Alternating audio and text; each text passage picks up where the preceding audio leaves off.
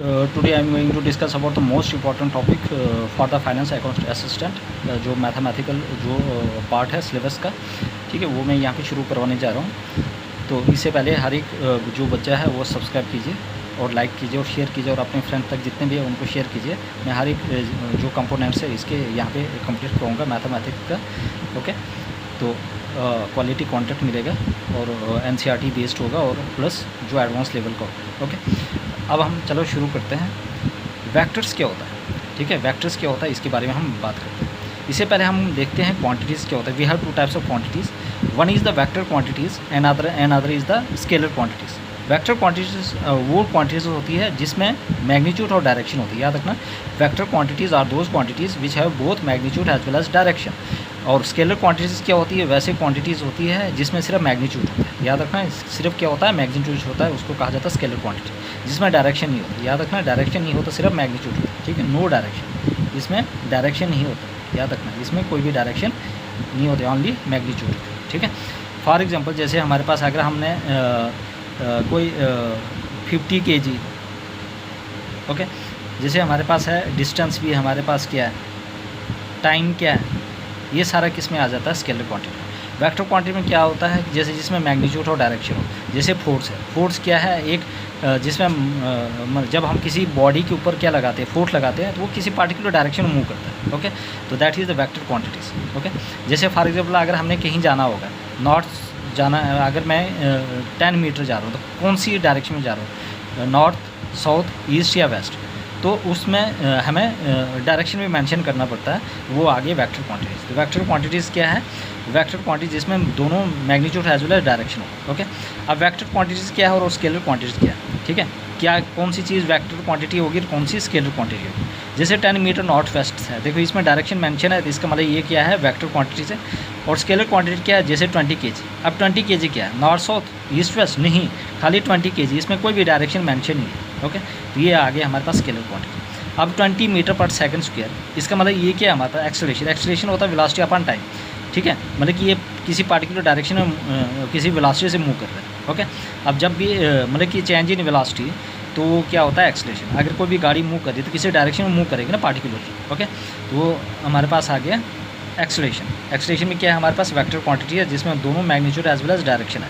Force क्या है, force होता है मास इनटू एक्सेलरेशन। ओके, जब हम किसी बॉडी के ऊपर क्या लगाते हैं, फोर्स लगाते हैं, तो किसी पार्टिकुलर डायरेक्शन में क्या करेगा, मूव करेगा। वेलोसिटी, वेलोसिटी भी क्या है हमारे पास, वेलोसिटी भी क्या है, एक वेक्टर क्वांटिटी, ठीक है, याद रखना। और जैसे स्केलर क्वांटिटीज़ कौन सी, जैसे 20 kg आ गया, 50 डिग्री सेल्सियस आ गया, 55 वाट आ गया, टाइम पीरियड आ गया, उसके बाद डिस्टेंस आ गया, वर्क डन आ गया, उसके बाद आ गया स्पीड आ गई। ओके, तो ये सारा क्या है हमारे पास है, scalar quantity. Okay, now move to the vector quantity. क्या है वेक्टर, क्या है, क्वांटिटी है जिसमें मैग्नीट्यूड भी है और डायरेक्शन भी है, ठीक है। Vectors are those quantities which have both magnitude as well as direction, is called vector quantity. जैसे हमारे पास क्या है, दो पॉइंट है P और Q, कोई बॉडी मूव कर रही है, फॉर एग्जांपल कोई इंसान यहाँ से यहाँ तक मूव कर रहा है, तो इसका कोई एक पार्टिकुलर डायरेक्शन है, ठीक है। तो इसने क्या किया, 2 मीटर क्या किया, ट्रैवल किया P से लेकर Q तक और किसी पार्टिकुलर डायरेक्शन। तो ये देखो वेक्टर के दो पॉइंट्स होते हैं, one is the initial point जहाँ से उसने शुरू किया सफ़र और जहाँ पे पहुँचा। Okay, initial point and the final point, या फाइनल पॉइंट को हम दूसरा नाम भी देते हैं टर्मिनल पॉइंट। फाइनल पॉइंट को क्या देते हैं, टर्मिनल पॉइंट। ओके, अब हम क्या करेंगे, P और Q क्या है, जब इसके ऊपर क्या करते हैं, ये जो एरो लगाते हैं, इसका मतलब ये जो क्वांटिटी ये क्या है, वेक्टर क्वांटिटी है। ओके, और जब हम ये मॉड लगाते हैं तो इसका मतलब ये इसका मैग्नीट्यूड है, मतलब कि एक इंसान है यहाँ से यहाँ ट्रैवल किया है, कितने मीटर ट्रैवल किया या कितने किलोमीटर ट्रैवल किया। ओके, तो PQ जो इसका मैग्नीट्यूड बताएंगे और ये जो एरो है ये बताता है इसका डायरेक्शन, ठीक है। तो कितना मीटर चला, 2 मीटर, याद रखना इंपॉर्टेंट है। फिर बताना चाहूँगा वेक्टर में, फॉर एग्जांपल एक इंसान है यहाँ से यहाँ तक मूव कर रहा है, उसने लेट्स सपोज A और B, उसने क्या किया, 10 मीटर ट्रैवल किया किसी पार्टिकुलर डायरेक्शन। अब मैं इसका मैग्नीट्यूड कैसे लिखूँ वेक्टर के फॉर्म में, A और B कैप, मतलब कि ये इसका एरो मीन्स ये वेक्टर क्वांटिटी है। वेक्टर क्वांटिटी है तो अब हम क्या लगेंगे, इसका मैग्नीट्यूड, ये तो डायरेक्शन आ गया, मतलब कि ये इंसान इस डायरेक्शन में जा रहा है, लेकिन कितना जा रहा है, 10 मीटर। इसके लिए हमें क्या करना पड़ेगा, इसका मॉड देकर मतलब ये मैग्नीट्यूड लिखना पड़ेगा, ये आगे मैग्नीट्यूड। अब ये कह रहे हैं कि ए और बी जो एक वेक्टर है, वेक्टर क्वांटिटी है, और ये जो बाहर से जो दो लाइनें मैंने ड्रॉ की है मीन्स जो मॉड है, ठीक है, यही मैग्नीट्यूड है, मतलब कितने मीटर चला है ये 10 मीटर। ये हमारे पास ये सिस्टमेटिक तरीका है मेंशन करने का। Okay, I hope everybody clear. तो हमारे पास जो भी वेक्टर होता है उसके 2 पॉइंट्स होते हैं, one is the initial point and other is the final और टर्मिनल पॉइंट। ओके, तो ये आगे पी क्यू वेक्टर था, मीन्स डायरेक्शन मेंशन करता है एरो, और जो यहाँ पे दो मैंने लाइन लगाई है जिनको मॉड कहा जाता है, ठीक है। इसका मतलब ये क्या है, मैग्नीट्यूड। ये क्या है हमारे पास, मैग्नीट्यूड। मैग्नीट्यूड तो कितने मीटर गया है वो 2 metre. Okay, I hope everybody clear. Now move to the next page. अब हमारे पास है पोजीशन वेक्टर। कौन सा वेक्टर है, वी हैव पोजीशन वेक्टर। याद रखना हमारे पास कौन सा वेक्टर है, पोजीशन वेक्टर। पोजीशन वेक्टर की में होता है इनिशियल पॉइंट, ठीक है। अब जैसे हमारे पास ये वाला मैंने कोऑर्डिनेट्स बनाए, ठीक है, कार्टेशियन प्लान बनाए, मतलब एक्स और वाई एक्सिस के लिए, ये एक्स एक्सिस है, ये वाई एक्सिस। अब हम क्या करेंगे, एक पोजीशन वेक्टर देंगे यहाँ पे। फॉर एग्जांपल हमारे पास ये ओ और ये जो है वो पी है, ठीक है, ओ और पी है। अब मैं इसको क्या करूँगी, इसके जो भी कोऑर्डिनेट्स यहाँ पे लिखूँगा, कोऑर्डिनेट्स फॉर ओरिजिन से शुरू है तो 0, 0 होगा। ओके, और यहाँ पे क्या होगा, पी के कोऑर्डिनेट्स जो होंगे एक्स, वाई, जेड होगा, ठीक है। इसका मतलब कि ओ पी जो है वो क्या एक पोजीशन वेक्टर है, तो मैं क्या लिखूँगा, ओ पी वेक्टर। इसका मतलब ये कौन सा वेक्टर है, पोजीशन वेक्टर, ठीक है। याद रखना ये एक्स एक्सिस है, ये वाई एक्सिस है। ओके, ये क्या है हमारे पास, पोजीशन वेक्टर ओ पी। अगर मैं यहाँ से ओ क्यू भी लिखूँ, ओ क्यू, तो ओ क्यू वेक्टर आ गया। ये भी क्या हमारे पास है, पोजीशन वेक्टर। ये भी हमारे पास क्या है, पोजीशन वेक्टर है। ये याद रखना इंपॉर्टेंट है। कौन से वेक्टर है, ये हमारे पास है पोजीशन वेक्टर। ये हमारे पास क्या है, पोजीशन वेक्टर।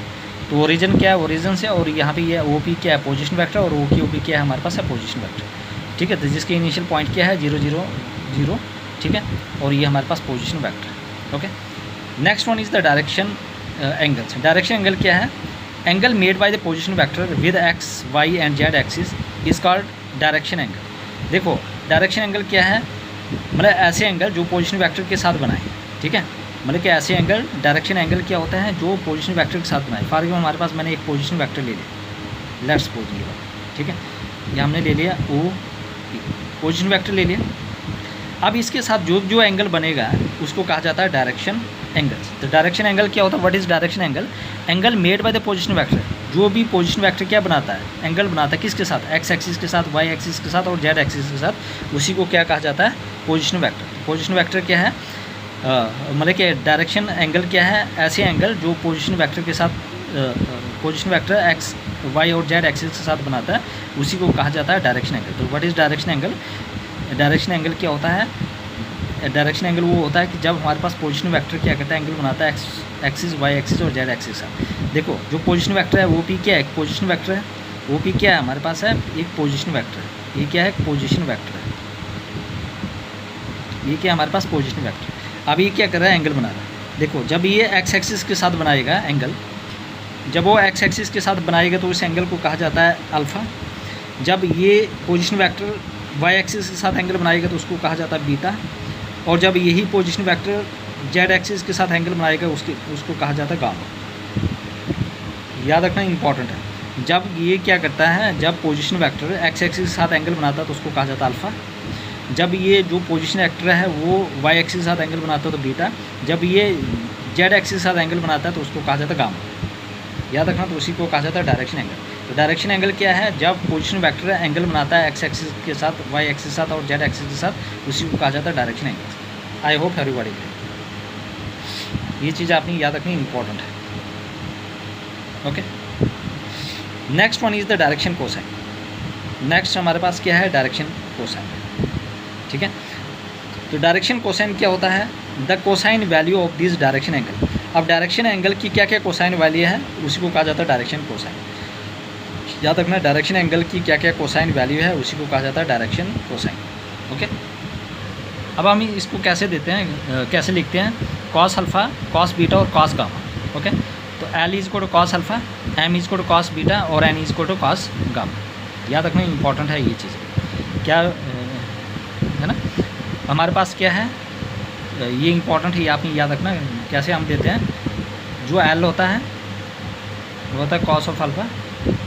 उसके बाद जो एम होता है वो होता है cos of beta, and N जो होता है वो होता है कॉस ऑफ गामा। ओके, हमने याद रखना है एल का स्क्वायर प्लस एम का स्क्वायर प्लस एन का स्क्वायर होता है 1 के बराबर, याद रखना। तो ये डायरेक्शन कोसाइन है। तो डायरेक्शन कोसाइन कैसे निकालोगे? L is equal to cos of alpha, m is equal to cos of beta और n is equal to cos of gamma. Okay, अगर मैं यहाँ पे वैल्यू इनके सब्स्टिट्यूट करूँ एल, एम और एन की जगह, तो मैं क्या करूँगा? एल की जगह क्या लिखूँगा? कॉस अल्फ़ा का स्क्वायर प्लस यहाँ पे कॉस बीटा का स्क्वायर प्लस कॉस गामा का स्क्वायर, ये होता है 1। ये आपने याद रखना, इंपॉर्टेंट है। तो L is equal to cos alpha, M is equal to cos beta, N is equal to cos gamma. इसके ऊपर हम न्यूमेरिकल भी करेंगे, बस धीरे धीरे पहले आपको ये इसके ऊपर थोड़ा सा बेस बन जाए, उसके बाद हम ये मैं हर एक चीज़ करूँगा। Now we have types of vectors. देखो हर बच्चे को देखकर चलना है ना, क्योंकि कुछ आर्ट्स के बच्चे हैं, कुछ कॉमर्स के बच्चे हैं, कुछ और जैसे नॉन मेडिकल, चलो उन्होंने तो पढ़ा होगा है ना, कुछ मेडिकल के बच्चे होंगे है ना, तो सबको लेकर चलना है। ओके, तो बेस जब स्ट्रॉन्ग होगी तभी आप कर पाओगे ना, otherwise it is very difficult. Okay, अब हमारे पास है types of vectors. We have null vectors.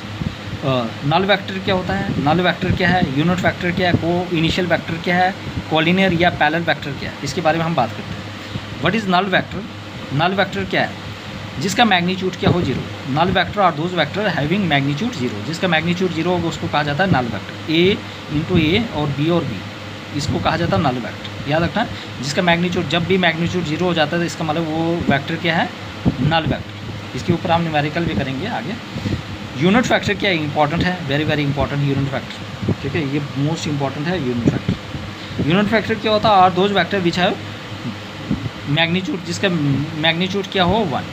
याद रखना, इसको कैसे रिप्रेजेंट करते हैं? ए और कैप, ये जो ऊपर ऐसे लगा है इसको कहा जाता है कैप। क्या कहा जाता है? जैसे बी कैप, कैप, ये आता है यूनिट फैक्टर। यूनिट फैक्टर क्या होता है? Vector divided by its magnitude. तो what is unit factor? Vector क्या है? Vector divided by its magnitude, ठीक है। तो यूनिट फैक्टर अगर मैंने ये इसका देना होगा तो मैं क्या लिखूँगा? ये यूनिट फैक्टर क्या होता है? Vector divided by its magnitude, divided by its magnitude, arrow. Okay, अगर मैंने बी वेक्टर का देना होगा, बी यूनिट फैक्टर किसके बराबर होता है? B vector divided by its magnitude. Okay, ये आपने याद रखना यूनिट फैक्टर क्या है। तो यूनिट फैक्टर क्या होता है? जिसका मैग्नीट्यूड क्या हो 1। ओके, रिप्रेजेंट कैसे करते हैं? ये कैप्स। कोई इनिशियल वेक्टर क्या होता है? ऐसे vector having the common initial point, जिसके इनिशियल पॉइंट जो है कॉमन हो। याद रखना, कोई इनिशियल वेक्टर क्या होता है? और those vector having common initial point, जिसके इनिशियल पॉइंट क्या हो? कॉमन हो, उसको कहा जाता है कोई इनिशियल पॉइंट। व्हाट इज कोई initial point? Vectors having common initial point. For example, हमारे पास एक वेक्टर यहाँ पे, ठीक है, ये वाला, ये इस डायरेक्शन से जा रहा है, ये इस डायरेक्शन से जा रहा है। ओके, तो हम यहाँ पे क्या लिखेंगे? जैसे ए बी सी और डी, ठीक है। तो हमारे पास क्या है? देखो ये इनिशियल वेक्टर है। कोई इनिशियल वेक्टर क्या होता है? ऐसे वेक्टर जिसके इनिशियल पॉइंट क्या हो? सेम हो। याद रखना, जिसके इनिशियल पॉइंट क्या हो? सेम हो। अब ए और बी है, ए और बी वेक्टर है, ए और सी वेक्टर है, ए और सी वेक्टर है, ए और डी है, ए और डी है। ये सारे क्या है? ये सारे कोई इनिशियल वेक्टर, ये सारे कैसे वेक्टर है? कोई initial vector. This are the कोई इनिशियल वेक्टर्स। तो ए, ओके, अगर आप ई भी लिखना चाहोगे तो ई भी लिख सकते हो। ए ई भी क्या है? कोई इनिशियल वेक्टर, मतलब कि those vectors having common initial point, जिसके इनिशियल पॉइंट क्या हो? कॉमन हो। कोई इनिशियल वेक्टर क्या होता है? वेक्टर्स जिसका हैविंग कॉमन इनिशियल पॉइंट, जिसके इनिशियल पॉइंट क्या हो? कॉमन हो, उसको कहा जाता है कोई इनिशियल पॉइंट। तो कोई इनिशियल वेक्टर क्या होता है? Vectors having common initial point, जिसका इनिशियल पॉइंट क्या हो? कॉमन हो, उसको कहा जाता है कोई इनिशियल वेक्टर। जैसे ए से बी, बी से सी, मतलब ए से बी, ए से सी, ए से डी और ए से ई। ओके, ये आपने याद रखना। दिस आर द कोई इनिशियल वेक्टर, जिसका इनिशियल पॉइंट सेम, ठीक है। तो आपको यहीं से पता चल जाएगा ये सब में ये है और ये डिफरेंट है, इसका मतलब ये कौन सा वेक्टर है? कोई initial vector. Okay, next one is the collinear या पैरेलल वेक्टर। क्या है कॉलिनियर या पैरेलल वेक्टर? क्या है? जिसमें the distance between two lines remains है। अब दो लाइंस है, मतलब ऐसे पैरेलल लाइंस क्या होता है? ऐसे लाइंस जो कभी आपस में मीट नहीं करते, ठीक है। या आप ये भी कह सकते हो इनके बीच में जो गैप होता है, डिस्टेंस होता है, बिल्कुल कैसे रहता है, सेम। उसको कहा जाता है parallel line. Non parallel line क्या होता है, जो आपस में मिल जाती है। ओके, तो इसमें डिस्टेंस क्या रहता है, distance between two lines remain same. इसमें दो लाइन्स के बीच में जो डिस्टेंस है वो तो सेम रहता है, डायरेक्शन भी सेम रहती है। ठीक है, ओके, डायरेक्शन भी क्या रहेगी, सेम या प्रोपोर्शनल। याद रखना, डायरेक्शन सेम भी हो सकती है और प्रोपोर्शनल भी हो सकती है। ओके, तो डायरेक्शनल रेशियो या तो सेम होती है या तो प्रोपोर्शनल होती है। मैग्नीट्यूड में भी डिफरेंट, मैग्नीट्यूड इसका डिफरेंट हो सकता है। तो क्या होता है, डायरेक्शन सेम हो सकता है या डिफरेंट भी हो सकती है, और मैग्नीट्यूड में भी डिफरेंट या प्रोपोर्शनल हो सकती है। ओके, लेकिन जो डिस्टेंस है वो दोनों के बीच में क्या रहना चाहिए, सेम रहना चाहिए। तो डिस्टेंस सेम रहना चाहिए, डायरेक्शन सेम भी हो सकती है और डिफरेंट भी हो सकती है, और मैग्नीट्यूड भी सेम हो सकती है, डिफरेंट भी हो सकती है। ओके, या ये आप इसके बारे में याद रखें। ठीक है, या जब हम इसके ऊपर क्वेश्चन करेंगे, न्यूमेरिकल करेंगे, तो यू विल क्लियर। ठीक है, आप लोगों को और ज़्यादा यू विल क्लियर और ज़्यादा क्लियर हो जाएगा। Okay, no move to next one is, जैसे हमारे पास ए और बी वेक्टर है दो, मैंने क्या किया यहाँ पे इसके कोऑर्डिनेट्स रखे x1 कामा y1 कामा z1, और यहाँ पे रखे x2 कामा y2 कामा z2। हमने दो वेक्टर्स रखे। अब हमने इनके बीच में डिस्टेंस को फाइंड करना है। देखो, इससे पहले मैं यहाँ पे आऊँगा, i वेक्टर जो है वो x एक्सिस को रिप्रेजेंट करता है, याद रखना। j वेक्टर y एक्सिस को रिप्रेजेंट करता है, और k एक्सिस किसको करता है, z एक्सिस को। याद रखना, x एक्सिस i वेक्टर जो है वो किसको रिप्रेजेंट करता है, j वेक्टर किसको रिप्रेजेंट करता है, और k वेक्टर किसको रिप्रेजेंट करता है, हम इसके बारे में बात करते हैं। i जो वेक्टर है वो करता है x एक्सिस, ये किसको रिप्रेजेंट करता है, x एक्सिस। j करता है y एक्सिस को, और k करता है z एक्सिस को। ये आपने याद रखना। ओके, ये सारा x एक्सिस y और z को क्या करता है, रिप्रेजेंट करता है। अब हम इनके बीच में डिस्टेंस कैसे निकालेंगे, डिस्टेंस निकालने के लिए क्या करते हैं हम, फाइनल माइनस इनिशियल। क्या लिखेंगे, x2 minus x1, x axis है तो i cap, plus y2 minus y1 minus y1 j cap, plus z2 minus z1 और k कैप। याद रखना, तो आई कैप किसको रिप्रेजेंट करता है, x एक्सिस को, j कैप किसको रिप्रेजेंट करता है, y एक्सिस को, और k किसको रिप्रेजेंट करता है, z एक्सिस को। Okay, I hope everybody clear. ठीक है, तो ये चीज़ें इंपॉर्टेंट है। चलो हम इसके बारे में और भी एक बात करते हैं, एक चीज़ और करेंगे, जैसे P और Q है। ओके, तो इसके कोऑर्डिनेट लिखेंगे जैसे 5, 6 और 7, और इसके लिखेंगे 9, 10 और 11। ठीक है, तो अब हम इसके क्या लिखेंगे, निकालेंगे P और Q, डिस्टेंस निकालेंगे P और Q वेक्टर। अब क्या होगा, 9 माइनस 5 4, क्या मतलब 4 क्या है, i, प्लस 10 में से 6 किया तो 4 j, प्लस 11 में से 7 किया तो 4 k। ये सारे क्या है हमारे पास, ये हमारे पास ये सारा आ गया वेक्टर्स। ये क्या आ गया, वेक्टर। अब ये भी दो किस्म के होते हैं, इसमें कौन सा स्केलर है, कौन सा वेक्टर है। ठीक है, तो इसमें भी बात आती है कौन से दो किस्म के होते हैं, वन इज़ द स्केलर और दूसरा होता है वेक्टर्स। अब इसमें स्केलर कौन है, वेक्टर कौन है। स्केलर वो है जिसमें कोई भी मैग्नीट्यूड, जिसमें कोई डायरेक्शन नहीं हो। ठीक है, जैसे 4 आ गया और 4 आ गया। ठीक है, without i comma j comma i cap j cap comma k cap, मतलब कि ऐसे चीज़ें जिसमें आई जे और के ना हो, हमने सीधा लिख लेना, इनका कोफिशिएंट लिख लेना, 4 4 और 4। ठीक है, अगर माइनस होगा तो प्लस होगा तो वो भी लिख लेना। ओके, लेकिन सब में प्लस है तो मैंने, अगर माइनस होता तो मैं माइनस लिख लेता। लेकिन अब वेक्टर कौन सा है इसमें, सीधा 4i, 4j, 4k। ये सारा क्या है, ये है वेक्टर। दो कंपोनेंट्स थे, एक था स्केलर, ये था स्केलर, ये हमारे पास था स्केलर्स, और जो दूसरा रेस्ट ऑफ है ये हमारे पास है वेक्टर्स। तो one is the scalar and other is vectors. Okay, I hope everybody clear. Next one is the equal vectors. Equal vectors क्या होते हैं, इसके बारे में हम बात करते हैं। इक्वल वेक्टर्स क्या होता है, जिसका मैग्नीट्यूड सेम हो और डायरेक्शन भी सेम हो। याद रखना, these are the most important. Equal vector क्या होता है, जिसका मैग्नीट्यूड भी सेम हो और डायरेक्शन भी सेम हो। याद रखना, जिसमें मैग्नीट्यूड भी सेम हो और डायरेक्शन भी सेम हो, उसको कहा जाता है इक्वल वेक्टर। इक्वल वेक्टर क्या होता है, जिसका मैग्नीट्यूड सेम हो और डायरेक्शन भी सेम हो। अगर मैग्नीट्यूड डिफरेंट है, डायरेक्शन डिफरेंट है, तो फिर वो इक्वल वेक्टर नहीं है।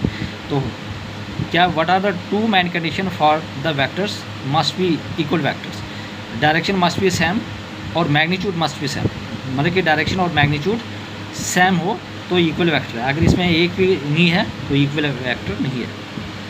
ओके, ये आपने याद रखना है। चलो अब बात करते हैं next, negative of a vector. जैसे ए बी का आ गया minus B A, for example यहाँ से शुरू हुआ ए से बी और फिर बी से ए आ गया, इसका मतलब ये क्या है, नेगेटिव ऑफ वेक्टर, ये उतना इंपॉर्टेंट नहीं है। Okay, now move to the next. अब इसमें हम देखेंगे आइडेंटिफाई द फॉलोइंग वेक्टर्स। हम इस जो वेक्टर्स है इसको देखेंगे, आइडेंटिफाई करेंगे कि कौन कौन से कोइनिशियल वेक्टर हैं, इक्वल है और कोलिनियर बट नॉट इक्वल। ठीक है, कौन कौन से यहाँ पे हैं, हम इसके बारे में हम क्या करेंगे, बात करेंगे, इंपॉर्टेंट है। देखो, कोइनिशियल वेक्टर वो वेक्टर होता है, ओके, जो जिसका इनिशियल पॉइंट सेम हो। Okay, coinitial vector are those vector having the same initial point. अब देखो, ये वाला वेक्टर है ना, ये वाला यहाँ से कहाँ निकल रहा है, एक ही साइड जा रहा है, एक ही साइड जा रहा है। ओके, एक ही डायरेक्शन में जा रहा है, एक ही साइड है, लेकिन इनिशियल पॉइंट क्या है, सेम है। ठीक है, तो ये एक इधर डायरेक्शन में जा रहा है, एक इधर डायरेक्शन में जा रहा है। ठीक है, अब यहाँ पे देखो, इसकी डायरेक्शन ये है, ये इधर है। ठीक है, ये अलग अलग डायरेक्शन है। ठीक है, देखो ये यहाँ पे है और ये यहाँ पे है। ठीक है, तो ये हमारे पास कोई इनिशियल नहीं हो सकता, याद रखना, क्योंकि इसका पॉइंट यहाँ से जा रहा है और ये इधर से निकल रहा है। ये कोई इनिशियल नहीं है, ये भी नहीं है और ये भी नहीं है, ये भी नहीं, कौन है, सिर्फ ये वाला। देखो, कोई इनिशियल वेक्टर क्या होता है, जो फारिंग यहाँ से निकला, ठीक है, फिर दूसरे यहाँ से निकला, ऐसे होता था, फिर ये बात होती थी। ठीक है, ओके, लेकिन अगर मैं यहाँ से ये एक ऐसे निकाल दूँ, ठीक है, तो ये और ये सिर्फ कोई इनिशियल वेक्टर है और ये वाला कोई इनिशियल नहीं है। ठीक है, तो कोई इनिशियल कौन सा है, सिर्फ ए, ये वाला और एक डी वाला। इसका मतलब कोई इनिशियल कौन कौन से, ए एंड डी, ये भी नहीं है, ये कोई भी नहीं। ओके, तो यहाँ पे क्या हो, देखो, इसका हेड और इसका टेल आ रहा है, इसका हेड और इसका टेल आ रहा है, इसका हेड और इसका हेड आ रहा है, दोनों मिल रहे हैं यहाँ पे। ठीक है, तो ये हमारे पास कोई इनिशियल नहीं है। कोई इनिशियल में क्या होता है, एक ही पॉइंट से, मतलब कि डायरेक्शन डिफरेंट हो सकती है लेकिन जो पॉइंट है वो सेम है, तो ये इसी पॉइंट से निकले। देखो, इसका जो पॉइंट है, देखो ना, इधर हेड और टेल नहीं है, ये खाली मतलब यहाँ से निकला हुआ बाहर के लिए और यहाँ के। ओके, इक्वल वेक्टर क्या, देखो, इक्वल वेक्टर के दो चीज़ें हैं। ठीक है, कोई इनिशियल में क्या होना चाहिए, सेम इनिशियल पॉइंट होना चाहिए, same initial point. Initial point अगर सेम है तो कोई इनिशियल है, अगर नहीं है तो फिर वो कोई इनिशियल नहीं है। ओके, अब यहाँ पे देखो, इसका हेड मिला और इसका टेल, ये कोई इनिशियल नहीं है। इसमें क्या हो गया कि एक ही पॉइंट से निकलना चाहिए बाहर। इक्वल वेक्टर क्या होता है, जिसमें मैग्नीट्यूड भी सेम हो और डायरेक्शन भी क्या होना चाहिए, डायरेक्शन भी सेम होना चाहिए और मैग्नीट्यूड भी।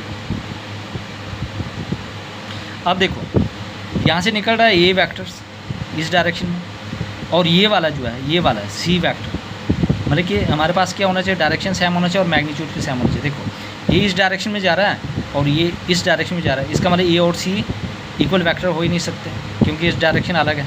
ये इस साइड जा रहा है और ये इस साइड जा रहा है। ओके, अब देखो, अगर मैं डी और बी की बात करूँ, दोनों आपस में क्या है, पैरेलल है, बिल्कुल चलेगा। ओके, अब इनकी डायरेक्शन क्या है, एक ही साइड के लिए है, ये इधर के लिए जा रहा है, ये भी इस साइड के लिए जा रहा है। ठीक है, तो दोनों की जो डायरेक्शन है वो क्या है, सेम, इस तरफ जा रहा है, ये इस तरफ जा रहा है। यहाँ पे क्या है, ये इस साइड जा रहा है और ये इस साइड जा रहा है। ओके, ये इस साइड अपोजिट डायरेक्शन में। इसका मतलब कि हमारे पास क्या है, इक्वल जो वेक्टर होंगे वो कौन कौन से हैं, बी और D, B vector B and D ये आपने याद रखना। Okay, next one is collinear but not equal. Collinear कौन सा है लेकिन इक्वल नहीं है, कोलिनियर है बट नॉट इक्वल, याद रखना, कोलिनियर बट नॉट इक्वल। अब कोलिनियर क्या ले क्या है, या पैरेलल जो है, इसमें देखो डायरेक्शन डिफरेंट हो सकती है, ठीक है, और सेम भी हो सकती है, याद रखना। जैसे ए और मतलब कि ए बी और डी आ सकता है, और ए और सी आ सकता है ना। डायरेक्शन प्रोपोर्शन भी हो सकती है, प्रोपोर्शन मीन्स डिफरेंट भी हो सकती है। ओके, इसका मतलब कि ए एंड सी भी हो सकता है। ओके, ये आगे कोलिनियर बट नॉट इक्वल। तो तो ये याद रखना वेरी वेरी इंपॉर्टेंट है, ठीक है। इसको 1-2 दिन में मैं पूरा कंप्लीट करवा दूँगा।